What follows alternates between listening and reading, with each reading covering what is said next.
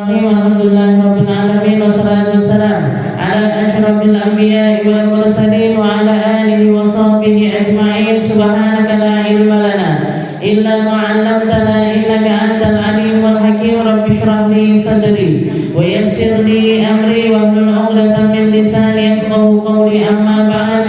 Alhamdulillah ala ni'matil Islam, alhamdulillah ala ni'matil iman wa kafa biha min ni'mah. Allahumma sallimna li Ramadan, sallim Ramadan lana wa tasallamhu minna mutaqabbala.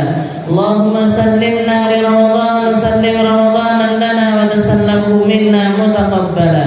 Allahumma sallimna li Ramadan, sallim Ramadan lana wa tasallamhu minna mutaqabbala. Alhamdulillah, segala puji bagi Allah Subhanahu wa taala yang memberi kita nikmat Islam iman, memberi kita nikmat sehat sempat, memberi kita nikmat yang sangat-sangat banyak sekali. Utamanya adalah kenikmatan untuk dikasih kesempatan sama Allah taala melaksanakan ibadah-ibadah di bulan Ramadan.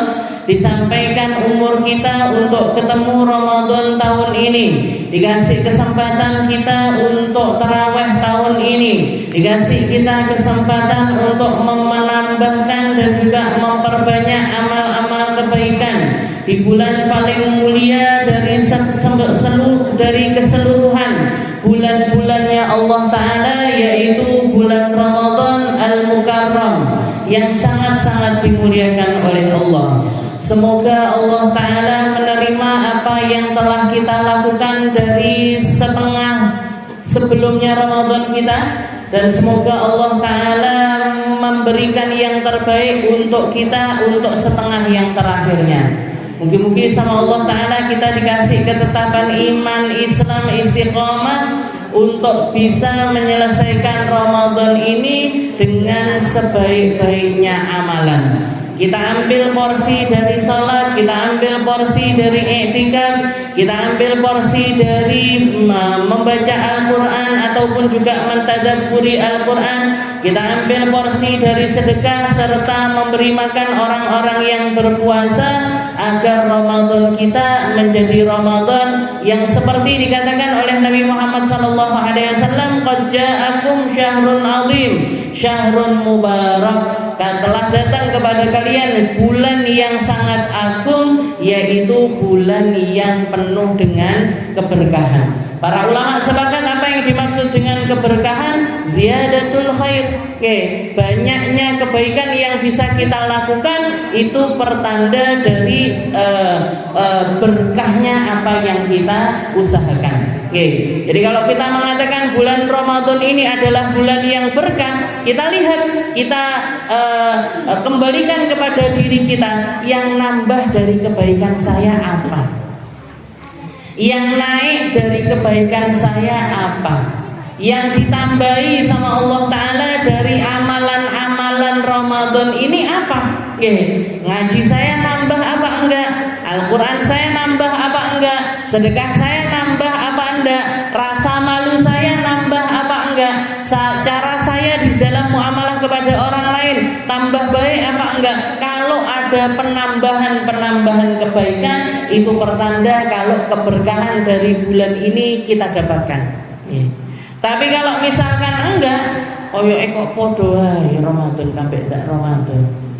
Wayahe turu yo panggah turu, wayahe mangan yo panggah mangan, wayahe nyelatu wong yo panggah nyelatu wong. Berarti apa? Enggak ada yang nambah ini. Jangan-jangan ketika kita mengatakan syahrun mubarak, bulan yang penuh berkah, katanya Ramadannya berkah dari mana? Berkah untuk orang-orang yang nambahi kebaikan, tapi enggak berkah untuk mereka-mereka yang enggak nambah kebaikan, apalagi yang masih terus-terusan melakukan kemaksiatan. Bulan ini justru malah akan menjadi hujjatun alaihim, akan menjadi penuntut mereka di hadapan Allah Ta'ala, yang akan menuntut mereka sehingga mereka akan masuk ke dalam nerakanya Allah. Ramadan bahkan bisa mengajukan di hadapan Allah Ta'ala, mengajukan ya Allah, datang aku kepada mereka, nyampe mereka untuk ada di dalam bulanku, tapi tapi mereka masih tetap melakukan keburukan-keburukan di bulan tersebut. Oke, gak patut mereka untuk selamat, gak patut mereka untuk masuk ke dalam surgamu, gak patut mereka untuk engkau naikkan derajatnya.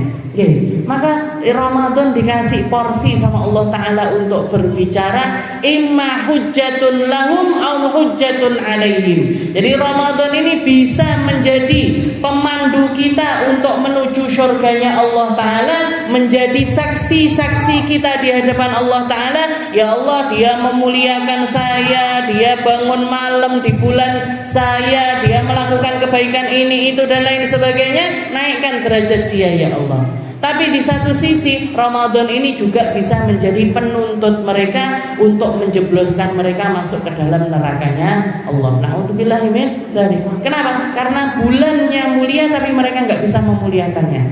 Bulannya baik tapi mereka nggak berubah jadi orang yang baik. Bulannya penuh ampunan tapi pribadinya jauh sekali dari kategori orang yang berhak untuk mendapatkan ampunan. Kenapa? Karena nggak diopeni.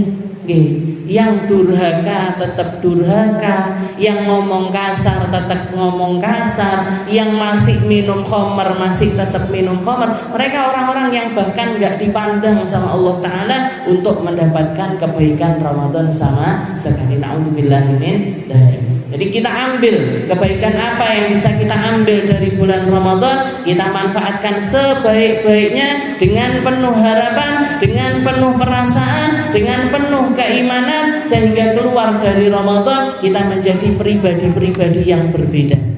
Jadi orang yang lebih lembut, jadi orang yang lebih gampang beramal, jadi orang yang lebih enteng di dalam melakukan kebaikan. Itu pertanda kalau Ramadan kita diterima sama Allah Subhanahu wa Ta'ala. Berkahnya lagi kita membaca surat At-Takwir. Berkahnya lagi kita mentadabburi Al-Quran, kita menafsirkan Al-Quran, kita mengkaji perkara-perkara yang menjadi firman Allah Ta'ala yang dititipkan kepada Nabi Muhammad SAW. Ila an qala Allah Ta'ala fi kitabil aziz, a'udzu billahi minasyaitonir rajim. Bismillahirrahmanirrahim. Idza syamsu kuwirat wa idza nujumu kadarat wa idza jibalu suyirat wa idza al-'isharu 'uttilat wa idza al-wuhushu hushirat wa idza al-biharu sujjirat wa idza an-nufusu zuwijat wa idza al-maw'udatu su'ilat bi ayyi dhanbin qutilat wa idza as-suhufu nushirat wa idza as-samaa'u kushitat wa idza al-jahimu su'irat wa idza al-jannatu uzlifat alimat nasum ma ahdarat. Minggu yang lalu kita sudah membahas tentang bagaimana Allah Ta'ala di hari kiamat tersebut akan membagikan seluruh buku catatan amal setiap hamba yang baik-baik, yang atau mereka-mereka yang isi dari buku amalnya lebih dominan kebaikannya, lebih banyak kebaikannya, terisi dengan berbagai macam kebaikan, akan menerima buku amal mereka dengan tangan kanan mereka. Tapi orang-orang yang gak mampu melakukan hal tersebut, atau mereka-mereka yang mengisi kehidupannya lebih banyak keburukannya dibandingkan kebaikannya, lebih banyak terpelesetnya ketimbang lurus di jalannya Allah Ta'ala, lebih banyak melakukan dosa-dosa di hadapan Allah Ta'ala, maka mereka akan menerima buku catatan amal mereka dengan tangan kiri mereka, au min wara'i dhahri, atau bahkan nerima pakai tangan kiri tapi enggak dari depan lagi, tapi datangnya buku tersebut dari bagian belakang. Mereka ketika menerima hal tersebut sudah tahu pasti, sudah bisa memastikan, oh berarti aku enggak selamat, oh berarti aku akan sengsara, oh berarti aku akan masuk ke dalam nerakanya Allah Ta'ala. Na'udzubillahi min dzalik. Wa yad'u thubura. Wa man utiya kitabahu wara'a dhahri. Orang-orang yang menerima buku amal dengan tangan kiri mereka, mereka akan berteriak seraya memukul-mukul kepala mereka karena penyesalan yang luar biasa, tapi nggak bisa kembali lagi. Penyesalan yang luar biasa atas apa yang mereka lakukan selama mereka hidup di dunia. Wa idza suhufu nusyirat wa idza samaa'u kushitat. Oke, hari di mana langit digulung sama Allah taala. Wa idzal jahimu su'irat wa idzal jannatu uzlifat. Hari di mana neraka jahim dinyalakan dengan kobarannya yang luar biasa. Bahkan dikatakan tarmi bisyararin kal qasar. Oke, tarmi bisyararin kal qasar. Percikan-percikan api neraka ketika keluar memercik dari dalam api neraka, percikan mereka ini dilihat sama orang-orang sebesarnya tarmi bisyararin kal qasar. Mereka keluar dengan percikannya ini sebesar istana. Percikannya tok, Bu. Kalau kita ngelihat api itu kalau ada percikannya, itu percikannya mereka, percikan api tersebut tarmi bisyararin kal qasar. Ka'annahu jimalatun sufur. Kalau dilihat dari jarak jauh, dari tempat yang sangat jauh, mereka akan melihat itu semacam sapi-sapi kuning yang berterbangan ke sana kemari. Saking besarnya percikan api tersebut. Itu baru percikannya. Kayak apa panasnya, kayak apa dinyalakannya, semacam apa seremnya keadaan dari neraka tersebut. Maka saran saya jangan coba-coba. Saran saya ojo kendel-kendel. Saran saya jangan berani masuk ke dalam nerakanya Allah. Apa yang kita bisa hindarkan dari setiap keburukan, lari, Bu. Lari bukan lari jarak pendek, lari jarak jauh. Lari bukan lari sekedar lari, tapi lari entaskan diri kita sejauh-jauhnya dari setiap kesalahan-kesalahan, dari setiap maksiat. Mau itu maksiat dohir, mau itu maksiat batin, kita usahakan. Ketika kita sudah ngerti, ketika kita sudah belajar, ketika kita sudah memahami, ini salah, ini benar, ini baik, ini buruk, ini adalah jalan istiqomah, ini adalah jalan kesesatan. Ambil jalan yang baik-baik, hindari semua hal yang buruk-buruk. Makanya Nabi Muhammad SAW mengatakan, kalau kamu itu melihat sebuah keburukan, entaskan dirimu dari keburukan tersebut secara nyata. Maksudnya lepasin setiap keburukan itu, lepaskan apa yang kamu lihat itu adalah memiliki dampak yang buruk untuk akhirat kita. Jangan coba-coba untuk melakukan perkara tersebut. Tapi kalau untuk amal kebaikan, faktu minha mastata'tum, lakukan semampu kita. Lakukan semampu kita. Kalau maksiat hindari sejauh-jauhnya. Tapi kalau kebaikan lakukan semampu kita. Kenapa? Karena ketika kita terhindar dari api neraka, maka insya Allah masuk ke dalam surganya Allah Ta'ala. Ini amal ini fungsinya adalah di mana kebaikan tersebut bisa menempatkan kita di derajat-derajat tertentu. Jadi kenikmatannya masuknya surga pakai rahmatnya Allah. Nikmatnya surga kita nikmati dengan pencapaian amal kita. Orang yang pikirannya 1000 dengan orang yang pikirannya 10.000 nggak bisa sama. Orang yang rutin bangun malam dengan mereka yang bangun malamnya bolong-bolong atau enggak bangun malam sama sekali, enggak akan pernah sama tempatnya di dalam surga. Orang yang sujud 1000 kali dengan orang yang sujud 2000 kali enggak pernah sama.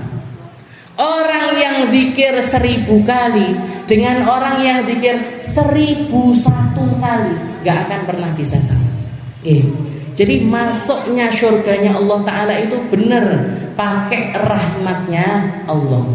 Tapi menikmati kenikmatan surga itu dengan apa? Dengan setiap kebaikan yang kita lakukan.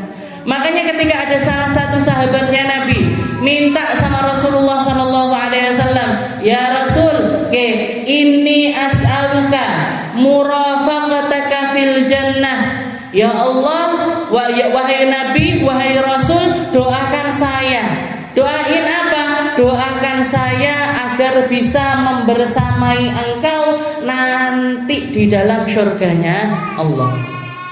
Maka jawaban Nabi Muhammad SAW kepada laki-laki tersebut, Nabi Muhammad mengatakan, "A'inni ala dzalik bikathratis sujud." Kalau kamu memang menginginkan hal yang semacam itu, bantu saya untuk merealisasikannya dengan kamu memperbanyak sujud. Banyakin sujudmu kayak aku banyak sujud. Makna lainnya, sedekah kamu kayak aku banyak sedekah. Sholatlah kamu sebanyak aku sholat. Ingat Allah sebanyak aku mengingat Allah. Perbanyak puasa sebagaimana aku banyak berpuasa. Perbanyak amal-amal kebaikan, itu yang akan mendekatkan kita semakin dekat kepada Nabi Muhammad SAW. Kenapa? Gak akan pernah bisa bersanding antara orang yang amalnya banyak dengan orang yang amalnya dikit. Antara mereka-mereka yang beramal dengan penuh kebaikan dengan mereka-mereka yang beramal tapi penuh dengan keburukan, gak akan pernah bisa sama. Jadi ini semuanya adalah sesuatu yang sangat-sangat jelas dijelaskan sama Allah Ta'ala lewat firman-firmannya Allah. Wa idzal jahimu su'irat wa idzal jannatu uzlifat. Hari di mana sebagaimana Allah Ta'ala menampakkan nyata nerakanya, menampakkan nyata surganya, senyata itu juga jarak antara kebaikan dengan keburukan. Senyata itu juga jarak antara keimanan dengan ketidakimanan. Seperti itu jugalah jarak antara sebuah hakikat kehidupan akhirat dengan hakikat kehidupan duniawi. Jauh sekali jaraknya. Surga ambek neraka niki jauh sekali. Yang ngamal di dalamnya atau penduduk dari neraka ataupun penduduk dari surga ini adalah golongan-golongan yang jelas, maka jelaskan posisimu, jelaskan amaliyahmu, jelaskan akidahmu, jelaskan apa yang bisa kita jelaskan di dalam kehidupan kita untuk kita menapai jalan keridhoannya Allah Ta'ala. Ya Allah, saya pengen ada di belakangnya Nabi. Jelas ini tauladannya, jelas ini suri tauladannya ini jelas. Maka nggak usah nyari role model lainnya, nggak usah nengok kanan kiri, nggak usah lihat ke sana kemari. Kita ikuti Nabi, kita ikuti orang-orang yang ngikuti Nabi, kita ikuti orang-orang yang memiliki janji setia kepada Nabi. Selamat jenengan. Dan itu adalah jalan yang setiap masanya, setiap waktunya akan dikasih sama Allah Ta'ala golongan-golongan yang bisa kita tirukan. Di dunia ini kita ini ditulung agung ini, Bu. Golongan baik jelas sekali, golongan gak baik jelas sekali. Golongan orang-orang yang istiqomah dengan golongan orang-orang yang gak istiqomah jelas sekali. Golongan orang-orang yang pengen nyari ridhonya Allah dengan orang yang gak keki sama ridhonya Allah Ta'ala jelas sekali. Jadi kita posisikan diri kita ini ada di mana? Kita posisikan diri kita ini ada di golongan yang mana? Karena bersama dengan mereka kita akan dikumpulkan di dunia sampai di akhiratnya Allah Ta'ala. Bahkan kalau jenengan perhatikan, golongan ahli surga itu nampak sekali. Golongan ahli surga dengan amalannya ahli surga itu nampak sekali.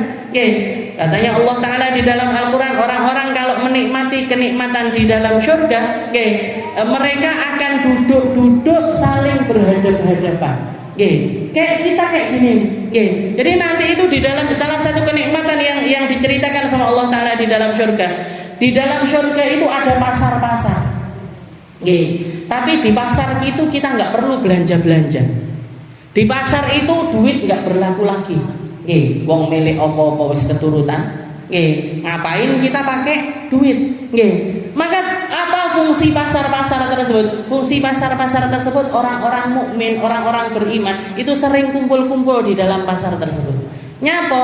Julusun, mereka duduk berhadap-hadapan nginget-nginget kejadian-kejadian baik yang pernah mereka lakukan di dunia. Awake dhewe mbiyen ngaji nang Azhar bareng-bareng to. Adewe mbiyen zikir bareng-bareng, hataman bareng-bareng, sahur bareng-bareng. Sahur bareng napa mboten jenengan? Semayanan, Kemarin saya ngelihat juga postingannya ibu-ibu Az-Zahra bagi-bagi beras, bagi-bagi sembako, kelompok sini, kelompok sana. Itu akan jadi memori yang kita senang ketika mengingatnya di dunia. Buktinya apa? Buktinya jenengan update status semuanya. Kabeh seragam, ibu-ibu Az-Zahra kabeh statusnya podo. Bagi-bagi sembako. Kenapa? Senang yang dilakukan di dalam kebaikan, di dalam perjuangan, di dalam syiar agamanya Allah Subhanahu wa Ta'ala. Itu akan jadi memori yang manis ketika kita di dunia. Makanya bahkan setiap majelis itu kalau saya lihat mesti bikin peringatan milad. Tahun pertama, tahun kedua, tahun ketiga, bahkan kalau Az-Zahra sudah sampai tahun ke 18 sama 19. Berarti kita majlisan wis 19 tahun.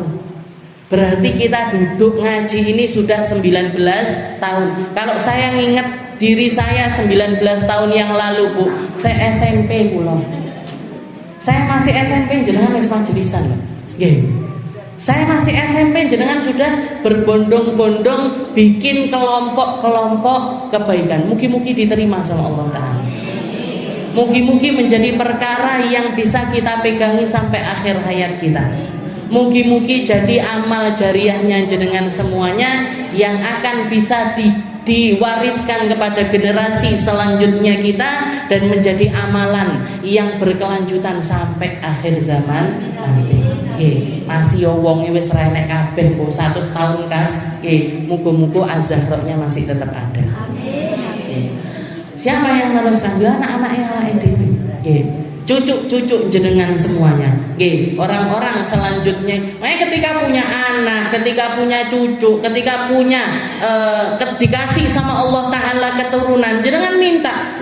Bukan cuman jadi istilahnya anak, cucu atau generasi setelah kita itu jangan cuman dijadikan sesuatu yang sifatnya itu prestis untuk diri kita. Iki anakku, iki penggaweane anakku, anak saya lulus dari fakultas ini, anak saya pakai pakaian begini, anak saya kasih makanan ini, anak saya sekolahkan. Jangan cuma dipakai untuk melakukan hal-hal yang karena kalau hal yang semacam ini, kalau anak itu difungsikan sebagai bahan bangga-banggaan aja, orang jahiliyah juga kayak gitu, Bu. Orang bodoh yang gak kenal Islam juga melakukan hal yang semacam itu. Orang yang gak kenal sama Allah Ta'ala penggaweane di dalam anak cucu mereka, ya hal itu yang mereka inginkan di dalam keturunan-keturunan tersebut. Jadi bahan bangga-banggaan, jadi bahan banyak-banyakan, illa takathurun fil ard. Katanya Allah Ta'ala, fungsi dari anak-anak atau harta mereka hanya sebagai simbol banyak-banyakan. Semakin banyak mereka semakin berbangga, semakin kelihatan nampak mereka akan semakin berbangga. Berarti apa? Orang yang gak punya iman semacam itu pandangannya kepada anak-anak mereka. Makanya sampai mereka punya mindset yang sangat-sangat rusak. Punya anak kalau perempuan langsung dikubur hidup-hidup. Kenapa? Karena mindsetnya mereka ini bawa aib buat saya. Ini akan mempermalukan saya. Iki biayanya kok okeh. Anak perempuan kan biayanya lebih banyak daripada laki-laki. Nggih. Ngomongin pakaian dalam aja kalau perempuan double gitu. Kalau baju aja, nggih, lek wong lanang koko, sarung, selesai. Itu jilbab, daleman jilbab, brosnya jilbab, aksesorisnya jilbab, payetnya jilbab, sembarang. Sek jilbab niku, durung klambi, durung celana dan lain sebagainya. Nggih. Jadi orang-orang jahiliyah itu nganggap anak perempuan ini nanti bawa aib buat saya. Nggih. Ayumsikuhu ala hunin am yadussuhu fit turab. Makanya pikiran mereka cuma dua. Saya pertahanin tapi saya harus nanggung malu seumur hidupnya dia, atau saya pendem aja dia sekarang, atau saya matikan aja dia sekarang. Bahkan sampai saking rusaknya pemikiran mereka, sampai mereka menghalalkan atau membolehkan sebuah pernikahan hanya demi memuaskan rasa bangga mereka di dalam anak-anak mereka. Sayyidah Aisyah sampai mengatakan ada beberapa bentuk pernikahan yang dianggap di masa jahiliyah dulu. Termasuk diantaranya adalah para laki-laki yang sudah memiliki istrinya ini kalau sudah baru selesai dari haidnya, dikirim ke rumahnya laki-laki yang dia anggap punya badan atletis, yang dia anggap punya paras yang ganteng, yang dia anggap punya postur tubuh yang dia inginkan, yang dia nggak punya postur tersebut. Misalkan sing lanang pesek milik duwe anak mancung, bojoku tak kirim gue wong lanang mancungku. Buat apa? Ngapain Bu dikirim? Dikirim mek dingge konco cirak nggak mungkin. Dikirim cuman buat nyiapin makan juga nggak mungkin. Digauli sama laki-laki itu. Nanti seminggu 2 minggu sudah ada di rumahnya orang tersebut, disuruh pulang. Setelah pulang dilihat, ditunggu, nggak disentuh. Istrinya yang tadi ditunggu nggak disentuh. Kalau ternyata dia hamil, lanjut nggak disentuh lagi sampai dia melahirkan. Tapi kalau misalkan setelah itu bulan ke bulan berikutnya dia keluar darah haid lagi, baru setelah itu diperlakukan seperti berarti tidak metang.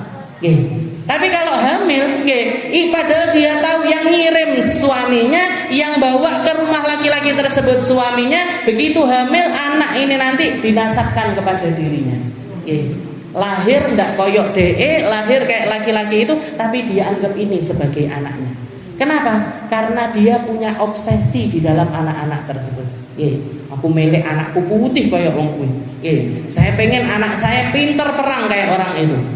Saya pengen punya anak. Saking rusaknya pikiran orang-orang jahiliyah di masa tersebut. Maka ketika fungsi anak-anak ini cuman untuk hal-hal yang semacam itu, orang jahiliyah kayak gitu, Bu. Orang yang nggak ngerti agama kayak gitu, orang yang nggak paham makna kehidupan, mereka melakukan hal yang semacam itu. Tapi orang-orang yang beriman, mereka punya harapan di dalam anak-anaknya, bukan cuman sekedar bahan bangga-banggaan, tapi perjuangan di jalannya Allah Ta'ala yang akan meneruskan setiap kebaikan kita. Kita ahli sedekah, kita pengen anak-anak kita juga jadi ahli sedekah. Kita ahli sujud, kita pengen anak-anak kita juga jadi ahli sujud. Kita jadi orang ahli majelis, pengennya anak-anak kita nanti juga jadi para ahli majelis. Makanya kebaikan itu dicontohkan, kebaikan itu ditirakati, kebaikan itu ditularkan. Dan orang yang pertama kali harus kita tulari kebaikan itu adalah circle terdekatnya kita, yaitu anak-anak serta cucu-cucu kita. Mungkin dikasih kebaikan semuanya di dalam anak-anak. Wa idzal jahimu su'irat wa idzal jannatu uzrifat. Ketika neraka dinyalakan sama Allah Ta'ala dan surga didekatkan sama Allah Ta'ala. Didekatkan sampai aroma surga itu tercium nyata di hidung-hidung para penghuni surga. Jadi orang baik dikumpulkan sama Allah Ta'ala di dalam kebaikan dan dikasih rasa baiknya semenjak dia menginjakkan dirinya di alam akhiratnya Allah Ta'ala.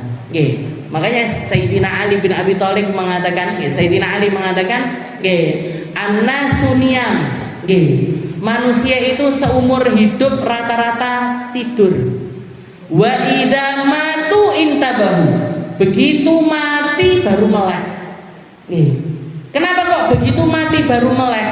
Begitu mati dia baru merasakan hakikatnya kehidupan. Tiba-tiba malaikate teko tenan. Wan nasi'ati gharqa wan nasyitati nashta. Yang nyabut nyawa dengan pencabutan yang sulit tenan tiba-tiba. Goro-goro gak beriman, gara-gara amal buruk, gara-gara maksiat. Bener ternyata dicabut dengan rasa sakit itu sakitnya luar biasa. Jadi begitu mati orang ini baru bangun beneran.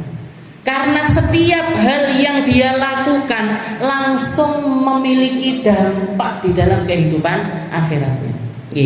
Malaikat mungkar nakire tenan teko tibae. Malaikat Israil tenan tibae nyabut nyawanya beneran. Himpitan neraka, himpitan kubur ternyata nyata, terangnya kubur ternyata nyata. Amalan hanya amalan yang mau ngikuti kita sampai alam akhirat kita ternyata nyata. Tenan tibae bojoku mulih, anakku mulih, duitku mulih, warisanku mulih. Gak ada satupun di antara mereka yang mau ikut masuk ke dalam kuburan saya, itu gak ada yang mau. Bahkan gigi emas yang nempel di gigi dicabut bu karo anak-anaknya. Dicabut lumayan 2 gram 3 gram. Enek tinggi tuku beras. Jadi bahkan sesuatu yang sudah nempel di dalam diri kita, ketika mereka melihat ini ada perkara itu, dicabut sama mereka. Seperti ini ternyata anak kita pergi, suami kita pergi. Yang tersisa nemenin kita di alam akhirat kita apa? Amal garean. Sedekah yang jenengan keluarkan, zikir yang jenengan lantunkan, bacaan Al-Quran, hataman Al-Quran yang kita laksanakan, itu semuanya yang jadi peneman-peneman kita nanti di dalam kubur kita.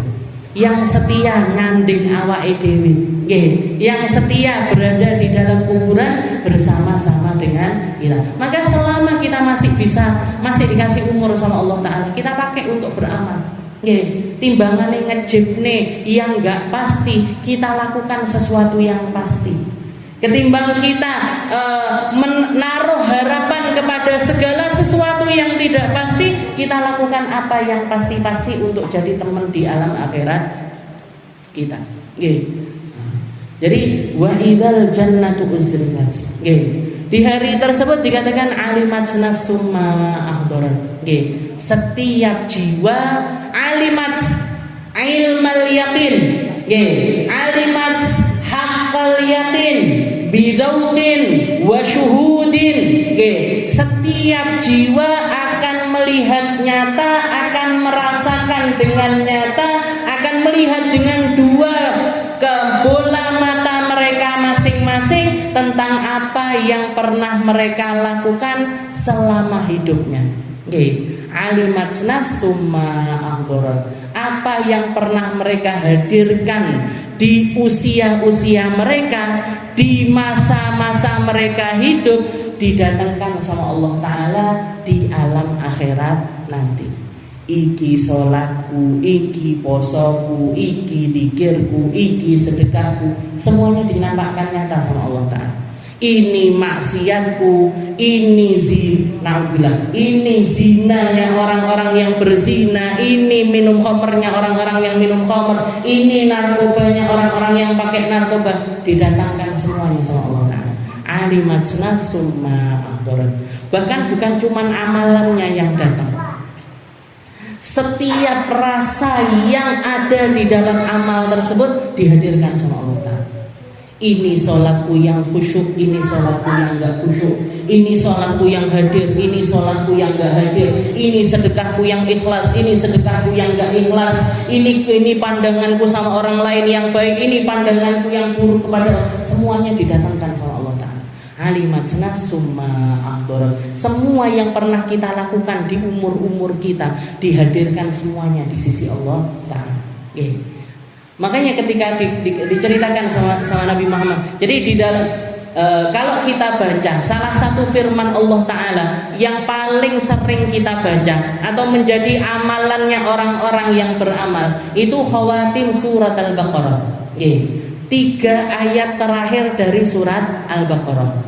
Lillahi ma fis samawati wa ma fil ardh wa in tubdu ma fi anfusikum aw tukhfuhu yuhasibkum bihillah fayaghfiru liman yasha wa yu'adzibu man yasha wallahu ala kulli syai'in qadir. Dikatakan ketika ayat yang pertama ini tadi turun, Bu, ishtadda 'ala sahabah. Jadi ketika ayat lillahi ma fis samawati wal ardh, milik Allah Ta'ala semua yang ada di langit dan juga di bumi.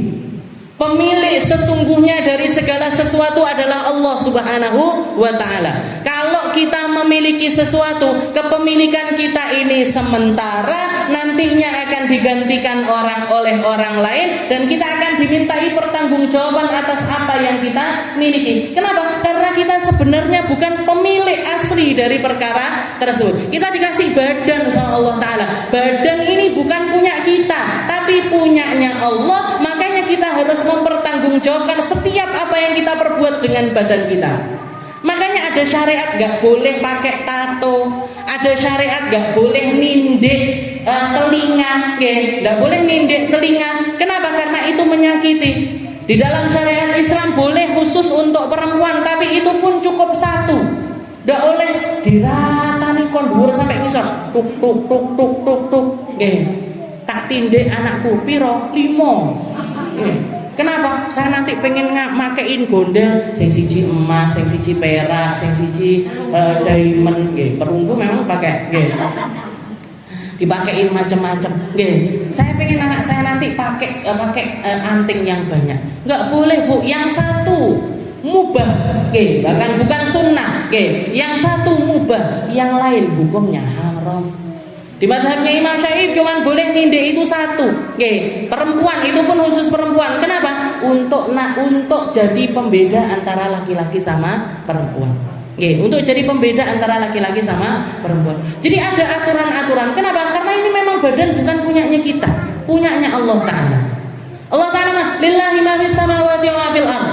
Setelah itu Allah Ta'ala mengatakan wa in tubdu ma fi anfusikum aw tukhfuhu yuhasibkum bihillah. Apa yang pernah nampak dari diri kamu ataupun yang kamu sembunyikan di dalam hatimu, yuhasibkum bihillah, semuanya akan dihisab sama Allah. Semuanya akan dimintai pertanggungjawaban sama Allah. Semuanya akan diperkarakan sama Allah. Ini ayat syadid ala sahabat. Ayat ini begitu luar biasa ketika didengar sama para sahabat. Ayat ini jadi beban yang sangat berat bagi para sahabat. Wa in tubdu ma fi anfusikum aw tukhfu yuhasibkum bihillah. Setelah itu Allah Ta'ala yaghfiru liman yasha wa yu'adzibu man yasha. Allah kalau pengen ngampunin sebagian hamba atau mengazab sebagian hamba, terserah Allah. Yaghfiru liman yasha. Allah Ta'ala mengampuni siapa yang Allah Ta'ala pengen ampuni. Wa yu'adzibu man yasha, dan Allah Ta'ala mengazab siapa yang ingin Allah Ta'ala azab. Luar biasa ini ayat ketika turun kepada Nabi Muhammad SAW dan disampaikan kepada para sahabat yang lainnya. Wallahu ala kulli syai'in qadir. Dan yang semacam ini Allah Ta'ala maha mampu. Merkarakne salate awake dhewe plus khusyuknya kita, plus ngertinya kita, plus fahamnya kita, plus tumakninahnya kita, plus istiqomahnya kita. Kalau kita sholat kita ini diperintah kayak gini, Bu, sama Allah Ta'ala, gak enak sing selamat. Kalau amal kita dipreteli sama Allah Ta'ala sedetail ini, gak akan ada yang bisa selamat.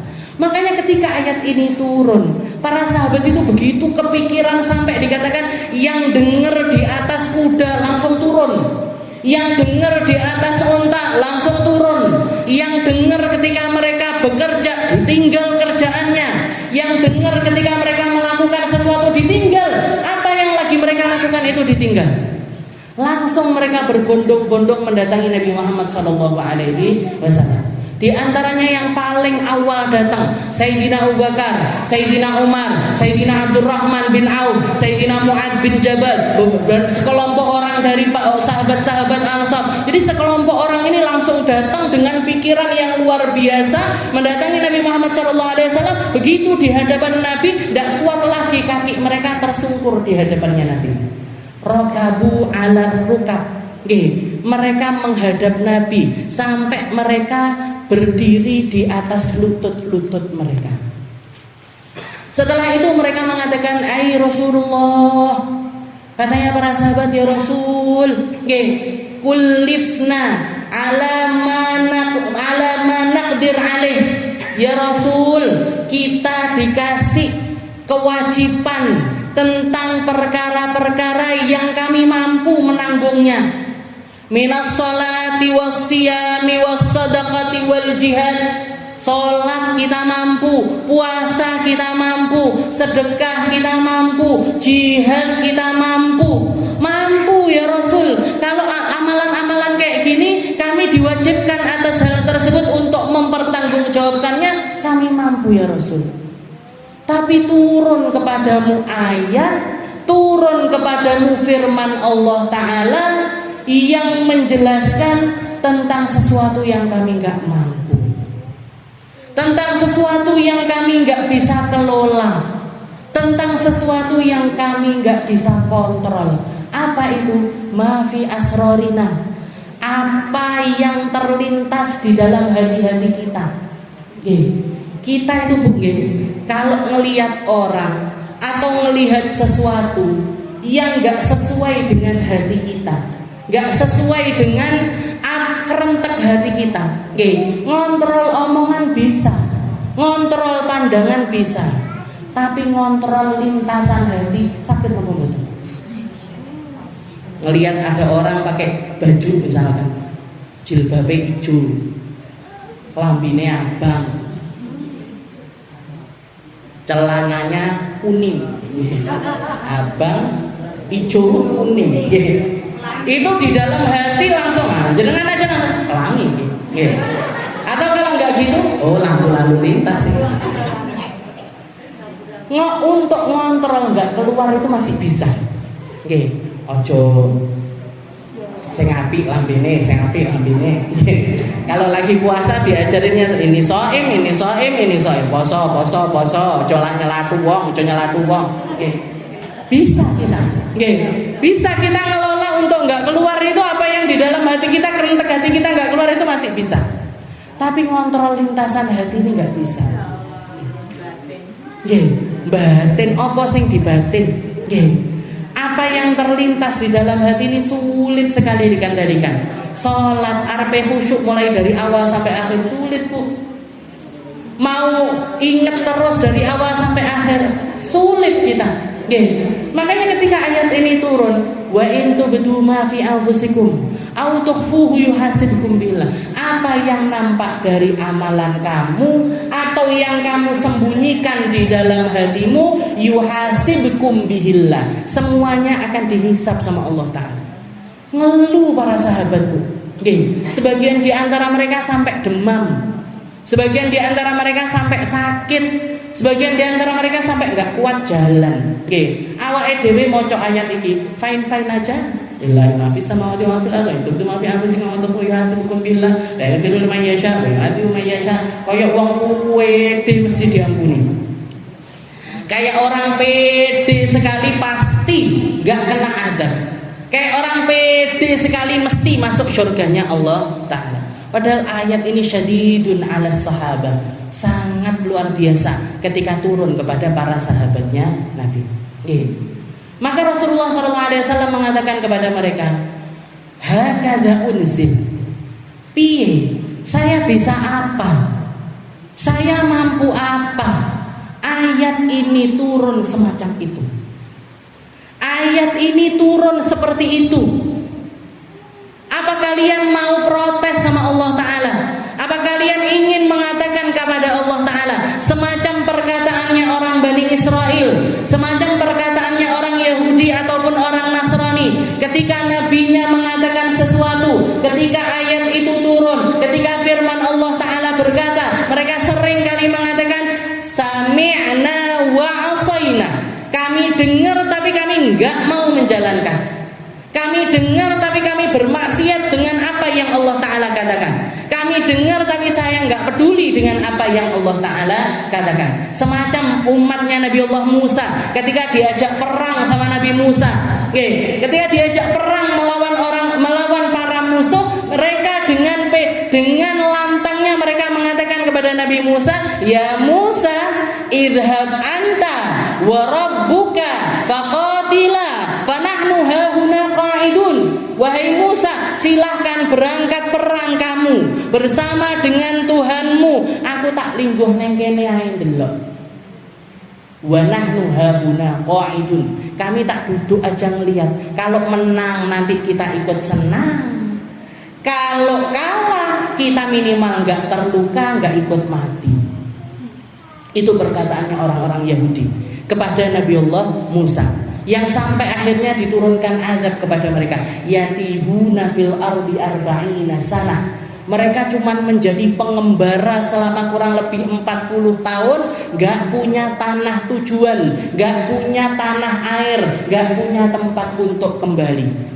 Mereka berangkat dari Mesir menuju Palestina. Begitu H-1 nyampe Palestina, balik nang Mesir. Dikembalikan sama Allah Ta'ala lagi di Mesir. Jalan lagi sampai ke Palestina. Begitu mau nyampe, berbalik nang Mesir. Terus seperti itu, gak nyampe-nyampe. Yatihuna fil ardi arba'in. Makanya sampai sekarang jenengan lihat, orang Yahudi itu nggak pernah punya tanah air. Orang Yahudi, orang Israel itu nggak punya tempat tinggal. Kenapa?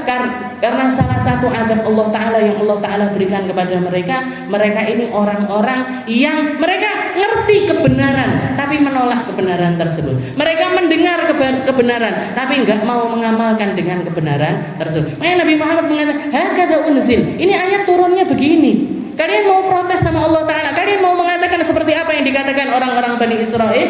Yaquluna sami'na wa asaina. Mereka akan mengucap, kami dengar tapi kami bermaksiat. Bal qulu sami'na wa ata'na.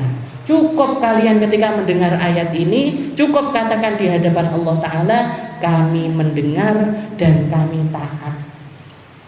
Kami dengar ya Allah, walaupun kami gak mampu untuk ngontrol amal tersebut. Meskipun kami nggak mampu untuk melakukan seperti apa yang pertanggungjawabannya terlalu besar ya Allah, kami nggak akan mampu, tapi kami akan mengucap sami'na wa ata'na. Kami dengar dan kami taat. Terserah jenengan Gusti. Mau mengadab saya atau mau merahmati saya, mau mengampuni saya atau enggak mengampuni saya, yang penting saya taubat. Yang penting saya minta ampun, yang penting saya melakukan apa yang saya mampu lakukan. Sami'na wa ata'na. Maka ketika mereka keluar dari hadapan Nabi Muhammad SAW, ini kalimat jadi kalimat yang diulang-ulang. Sami'na wa ata'na, sami'na wa ata'na, sami'na wa ata'na, sami'na wa ata'na. Begitu mereka keluar dari hadapan Nabi Muhammad SAW, turun dua ayat yang terakhir. Katanya Allah Ta'ala, amanar rasul bima unzila ilaihim mir rabbihim wal mu'minun. Allah nabinya beriman kepada Allah Ta'ala. Nabi merespon apa yang dikatakan oleh para sahabat ini dengan respon keimanan yang paling sempurna, dengan respon keimanan yang paling baik. Maka kata Allah Ta'ala, amanar rasul. Amanar rasul, nabinya rasulnya beriman. Kullun amana billah wa malaikatihi wa kutubihi wa rusul. Semuanya, mereka dan yang ngomong sama yang mendengar, para sahabatnya Nabi, semuanya adalah orang-orang yang beriman kepada Allah, beriman kepada malaikat, beriman kepada kitab, beriman kepada Rasul dan lain sebagainya. Amanah Rasul sampai diabadikan sama Allah Taala. Wa qalu sami'na wa ata'na. Sehingga yang keluar dari lisan mereka, respon mereka terhadap apa yang jadi ketetapannya Allah Ta'ala, mereka mengatakan sami'na wa ata'na, kami dengar, kami taat. Ketika mereka mengatakan kami dengar dan kami taat, ghufranak, mereka dapat pengampunan dari Allah Ta'ala. Ghufranaka rabbana wa ilaikal masir. Dan kepada Allah Ta'ala lah tempat kembali. Setelah itu baru ketentuan dari ayat yang pertama dihapuskan dengan apa yang Allah Ta'ala ucapkan di ayat yang terakhir. La yukallifullahu nafsan illa wus'aha. Allah Ta'ala enggak pernah membebankan sesuatu kecuali sesuatu tersebut adalah hal-hal yang dimampu untuk ditanggung sama hamba tersebut. La yukallifullahu nafsan illa wus'aha, laha ma kasabat wa 'alaiha maktasabat. Allah Ta'ala hanya akan memperkarakan apa yang telah mereka lakukan. Yang mereka lakukan mendatangkan pahala, akan didatangkan pahala sama Allah Ta'ala. Wa 'alaiha maktasabat. Kalau mereka sudah sampai melakukan keburukan, ya keburukan itu yang akan dipertanggungjawabkan oleh hamba tersebut. Yang masih terlintas di dalam hati tidak diperkarakan sama Allah Ta'ala. La yukallifullahu nafsan illa wus'aha, laha ma kasabat wa 'alaiha maktasabat. Makanya Nabi Muhammad SAW mengatakan, Tuhan mana yang lebih baik daripada Tuhan kita? Ketika kita berniat beramal baik, langsung dicatat sama Allah Ta'ala menjadi kebaikan. Dan ketika niat baik tersebut direalisasikan menjadi amalan, dikasih ganjaran 10 kali lipat dari amalan tersebut. Kita sholat 1 rakaat setara 10 rakaat.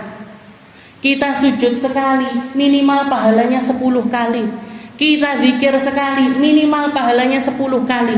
Kita sedekah 1 rupiah, minimal pahalanya 10 rupiah. Itu cara Allah Ta'ala memperlakukan hamba-hambanya. Itu cara Allah Ta'ala memperlakukan umatnya Nabi Muhammad SAW. Tapi kalau untuk keburukan, lek sek niat elek, kalau niatan buruk, kalau kerentek keburukan, nggak dicatat sama Allah Ta'ala. Ditunggu sampai apa? Ditunggu sampai kalau dia benar-benar melakukannya, maka itu menjadi catatan keburukan yang bernilai 1. Tapi ketika dia niat buruk tapi nggak jadi melakukan keburukan tersebut, niat buruk yang beralih menjadi kebaikan tersebut dinilai sama Allah Ta'ala menjadi 1 kebaikan. Dan kalau misalkan dilakukan, azabnya juga cuma 1, nggak dikalikan 10. Ini rahmatnya Allah Subhanahu Wa Ta'ala kepada umatnya Nabi Muhammad SAW. Makanya di akhir itu ditutup, Rabbana la tu'akhidna in nasina aw akhtana. Ya Allah, kita ini ikrar ini sudah di ACC ini permintaannya para sahabatnya Nabi. Dikabulkan apa yang menjadi permintaannya para sahabatnya Nabi.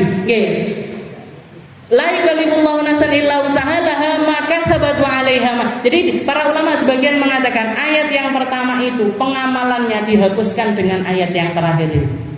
Yang dulunya mau diperkarakan dohir batin, sekarang sama Allah Ta'ala yang diperkarakan adalah perkara-perkara yang dohir.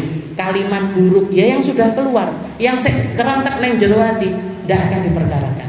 Yang belum keluar dari dalam hati kita nggak akan Allah Ta'ala perkarakan. Makanya di akhir ditutup, Rabbana la tu'akhidna in nasina aw akhtana. Ya Allah, ampuni kami.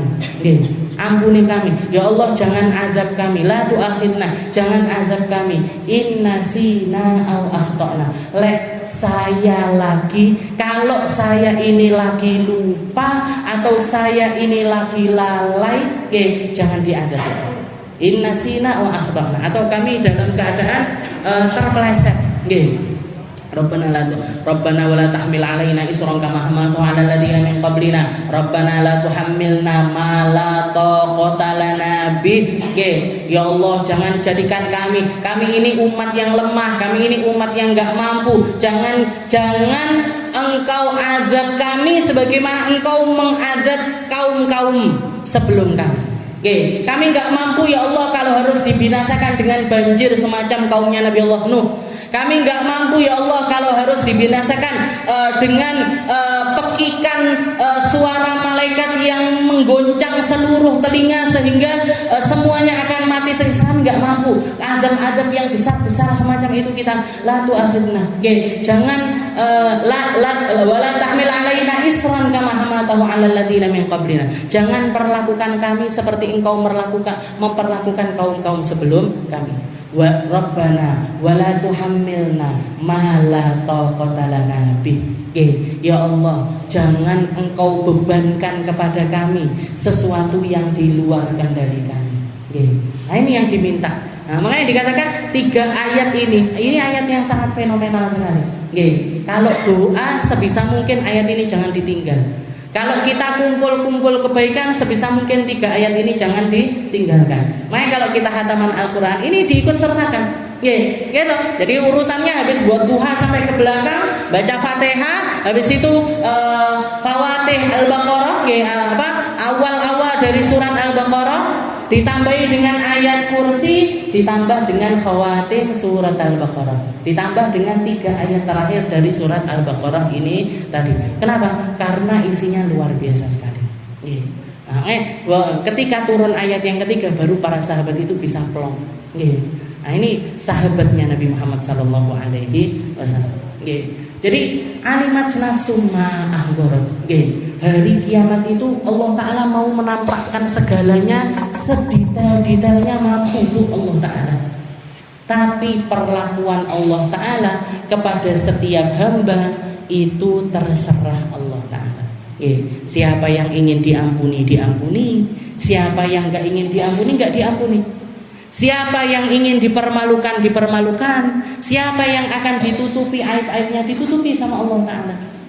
Banyak kisah dari Nabi Muhammad. Berapa banyak di antara hamba yang ketika mereka itu pernah melakukan kesalahan dalam sembunyi-sembunyi, dalam tidak ada orang yang tahu, dan hanya dosa hanya antara dirinya dengan Tuhannya. Ketika dihadapkan di hadapan Allah Ta'ala diperlihatkan, kamu pernah melakukan ini di saat ini, di jam ini, di saat di tempat yang semacam ini. Orang hamba tersebut cuma bisa mengatakan bala ya Rabb, bala ya Rabb, bala ya Rabb. Nggih Gusti, nggih Gusti, nggih Gusti. Saya ngaku pernah gitu, saya mengaku pernah gitu, saya pernah melakukan hal yang semacam itu.